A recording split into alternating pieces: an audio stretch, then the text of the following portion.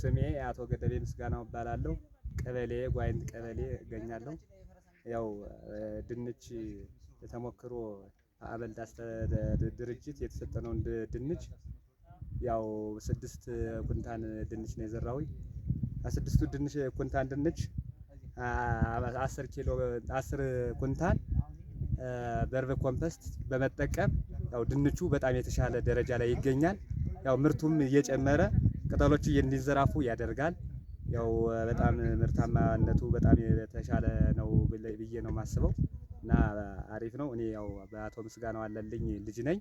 ልጁ በመሆንኩኝ ያው ማስተዳድረው እኔ የአቶ ምስጋናውን በማንከባከብና ያው ስራዎችን ያው እያንከባከብኩኝ እገኛለሁ።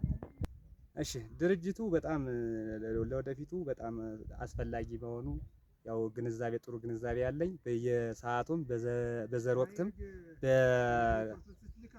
በቅጠል ወቅትም ቢሆን እየመጣ እየጎበኘን የትብብር እያደረገልን ነው። ያው እንትን በርብ ኮምፖስቱንም ቢሆን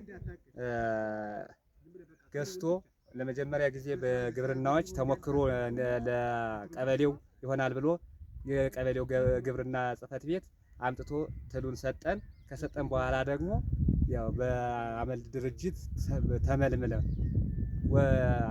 ጥሩ አርሶ አደር በመባል ተመልምለን ለምልመላ ለስልጠና ቀረብን። ከቀረብን በኋላ ደግሞ ያው ከአንድ በርብ ኮምፖስት ነበርና ወደ 2 በርብ ኮምፖስት ለመስራት ተዘጋጀን።